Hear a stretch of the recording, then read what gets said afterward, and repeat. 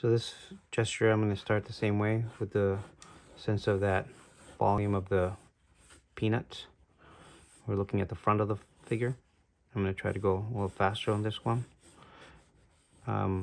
Just talking about the landmarks that I'm looking for to get this figure situated. To get the center line of the front of the body, I'm going to look at the pubis. So that's the point right above the genitals, the belly button, sternum, and then the pit of the neck.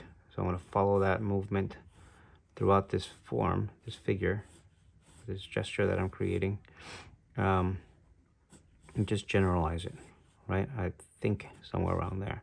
I think somewhere around there, right? And that's the front. And then this comes down to here. And then angle of the pelvis is doing something like this, right? Doing something like that. Shoulders are going kind of straight, going through this form in this case, because I can actually see the top of that. So I'm kind of seeing over this form. So I'm gonna go right on top of that. And this one seems to be slightly higher. So I'm gonna change my angle just a tad. And then neck comes out of this. Chin is somewhere around here. Top of the head. Front. And then side. Something like that.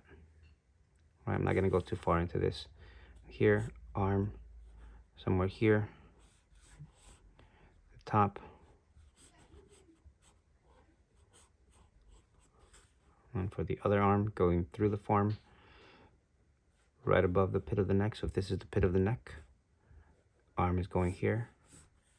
Try to find or use those landmarks to give you a better sense of the location of parts.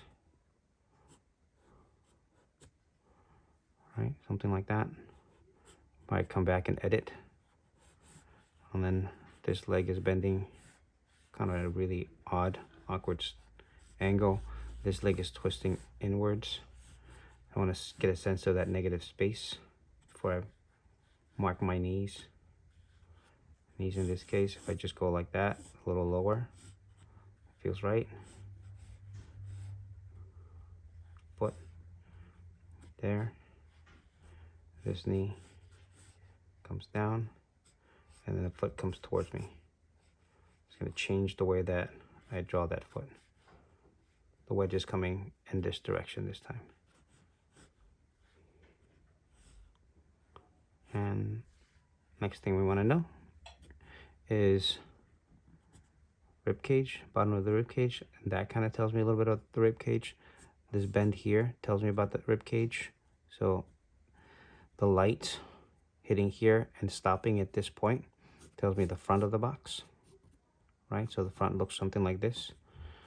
And then I'm gonna, in this case, I'm gonna end right at the pit of the neck, right? Because it still has some sort of relationship to the rib cage. So stop there, stop there. So pit of the neck, somewhere there. Belly button's there, so this is going to be somewhere around there. Helps me improve my box. So if I do this and get the center of that box, do this, get the edge of the box, bring that same idea over to here, the front of the pelvis. The iliac crest is around here. Same thing here. If you just follow the abdominals, somewhere there, abdominal region. And these are going to attach down here. So if I just look at the abs, right at the side of that, it's going to be the front of the pelvis. Right at the side of that, it's going to be the front of the pelvis. So that's what's going to tell me where that box is going to happen. The front of that lower box for the pelvis. And this, in this case, it's tipping just slightly. So that'll look something like that. And then push back. Right, this is the side of the body because that's what's getting light. As soon as that plane changes, that's the edge. It's gonna look something like this.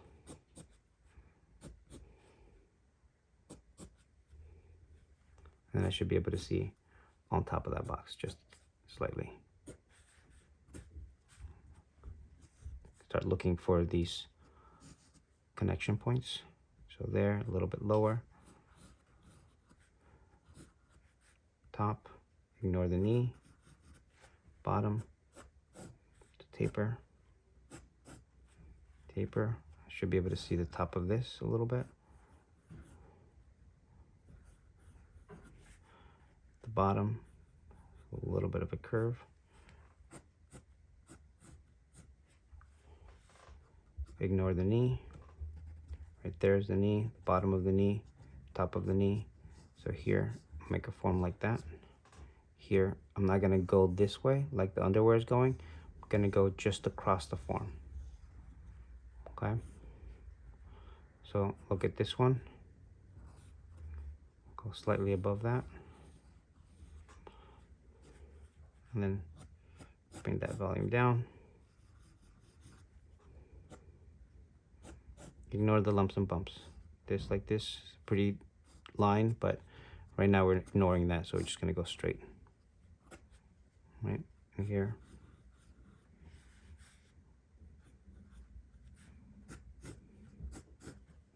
And then the arms, armpit, ignore the deltoid. Armpit, right, somewhere on there. Ignoring the deltoid at the bend of this.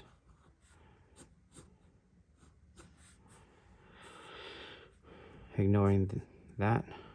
So it's a good place. It creates a little bit of an overlap, so better there. Kind of the box at the top. Kind of the box at the top.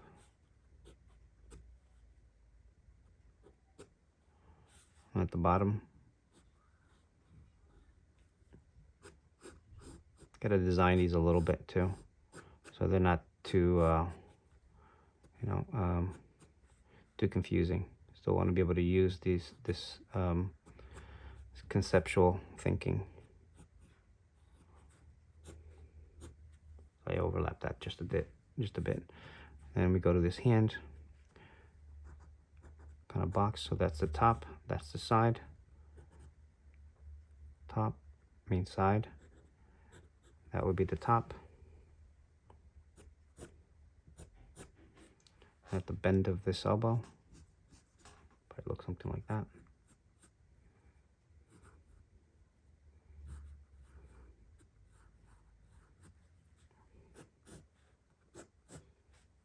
And this part here goes behind it, and right at the armpit again. So this one would look like this. This one would be in front of it like that. And then simplification for the head. For the hand, if I can see a side, I might do this. But we're not focusing on hands yet, so not necessary to get too invested in that process other than the base of the hand or the palm of the hand. Chin somewhere around there, center.